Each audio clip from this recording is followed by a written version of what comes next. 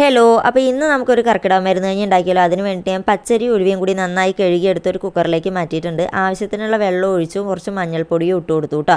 കുരുമുളക് ഓർമ്മയില്ലാതെ അതിലിട്ട് കൊടുത്താണ്. അത് നമുക്ക് ഈ അരപ്പിലേക്ക് വേണ്ടതാണ്. പിന്നെ ഞാൻ നാളികേരവും ചെറിയുള്ളിയും വെളുത്തുള്ളിയും ജീരകവും കുറച്ച് മല്ലിപ്പൊടിയും കൂടിയും ചേർത്തു അരയ്ക്കാൻ വേണ്ടി മാറ്റി വെച്ചു. അപ്പോൾ ഈ ഒരു കർക്കിടക മരുന്ന് നമുക്കിതിലേക്ക് ഇട്ട് കൊടുക്കാം കേട്ടോ.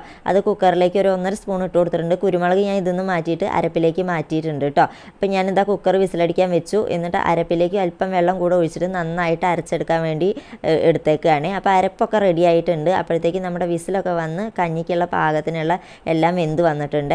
ഇനി ഇതിലേക്ക് ഈ ഒരു അരപ്പും കൂടെ നമുക്ക് ഒഴിച്ചു കൊടുക്കാം. അരപ്പിൽ കുറച്ച് വെള്ളം കൂടെ ചേർത്തിട്ട് നമുക്ക് ഇതിലേക്ക് ഒഴിച്ചു കൊടുക്കണം കേട്ടോ. എന്നാലാണ് കഞ്ഞിയുടെ പാകത്തിൽ നന്നായിട്ട് ലൂസായിട്ട് നമുക്ക് കഞ്ഞി കിട്ടത്തുള്ളൂ കേട്ടോ. അപ്പോൾ ഞാൻ ആ അരപ്പിലേക്ക് വെള്ളം കൂടെ ചേർത്ത് കൊടുത്തിട്ടുണ്ട്. അപ്പോൾ നമ്മുടെ കഞ്ഞി ഇതാ ഇവിടെ തിളച്ചു റെഡി ആയിട്ടുണ്ട്. അതിലേക്ക് ഞാൻ കുറച്ച് കാച്ചി ഒഴിച്ചിട്ടുണ്ട് ചെറിയുള്ളി. വീഡിയോ ഇഷ്ടമായാൽ do like and share and subscribe.